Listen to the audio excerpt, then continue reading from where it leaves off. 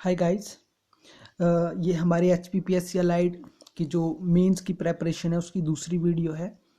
ठीक है। तो आपको पता है जनरल स्टडी में जो है आपको 3 टाइप्स के क्वेश्चन लिखने को आते हैं, एक 40 वर्ड्स में, एक 70 वर्ड्स में और एक 140 वर्ड्स में। तो आपको जो है जो 40 और 70 वर्ड्स के जो आपको क्वेश्चन लिखने को आते हैं उसमें आपने ज़्यादा डिस्क्रिप्टिव नहीं लिखना होता है। आपको क्वेश्चन का बिल्कुल स्टैटिक सा आंसर देना होता है।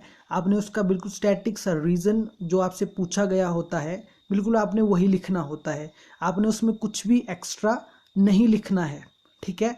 इसी से ही आप जो है अच्छा स्कोर कर पाएंगे एग्ज़ाम में। ठीक है।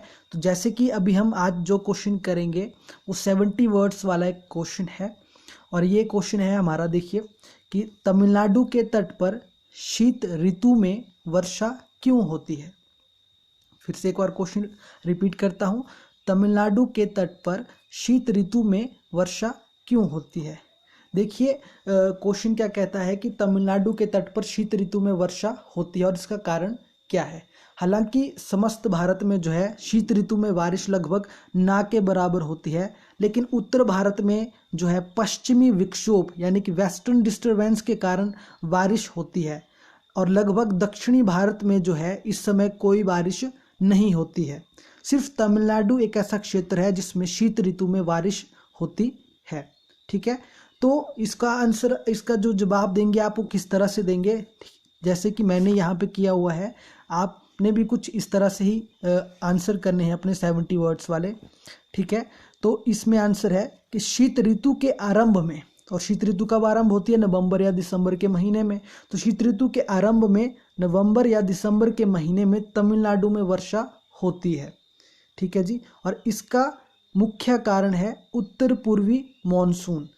ठीक है। भारत में 2 प्रकार की मॉनसून आती है। ठीक है। एक दक्षिणी पश्चिमी मॉनसून और एक उत्तर पूर्वी मॉनसून। ठीक है। दक्षिण पश्चिमी मानसून जो है वो ग्रीष्म ऋतु में आती है और उत्तर पूर्वी मानसून जो है वो शीत ऋतु में आती है। ठीक है। तो नेक्स्ट जो है वो है कि उत्तर पूर्वी मानसून व्यापारिक पवनों के कारण आती है। उस समय जो शीत ऋतु होती है उस समय जो है ट्रेड विंड्स भी चली होती है बे ऑफ बंगाल में।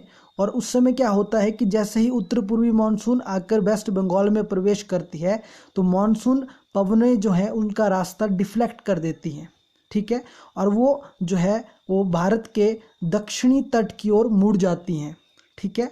और यद्यपि जो उत्तर पूर्वी मानसून और ये जो व्यापारिक पवनें होती हैं ये स्थल से समुद्र की ओर बढ़ती हैं, किंतु तमिलनाडु के संदर्भ में इसके विपरीत होता है। यहाँ ये पवनें समुद्र से स्थल की ओर बढ़ती है और अपने साथ अंडमान सागर से आर्द्रता लाती है। जैसा कि मैंने कहा दोस्तों कि व्यापारिक पवनें जो है वेस्ट बे ऑफ बंगाल में जो है मिलती है उत्तर पूर्वी मानसून से, वहाँ पे जो है ये डिफ्लेक्ट करती हैं और ये दक्षिणी तट की ओर प्रवेश करती है और ये अंडमान सागर से होती हुई तमिलनाडु में प्रवेश करती है और अंडमान सागर में ये आर्द्रता ग्रहण करती है। ठीक है।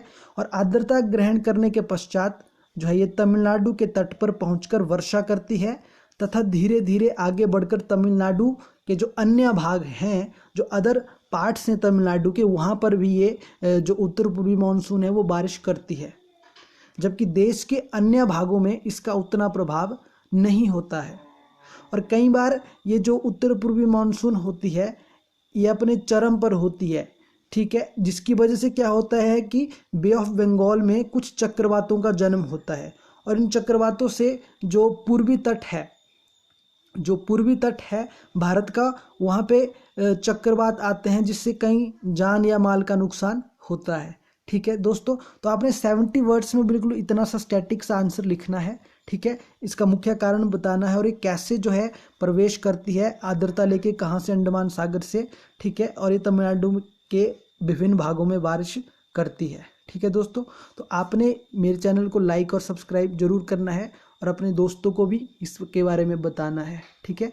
ये सिर्फ HP जो है मेंस प्रेपरेशंस के लिए है। ठीक है। ओके। तो नेक्स्ट वीडियो के लिए तैयार रहिएगा।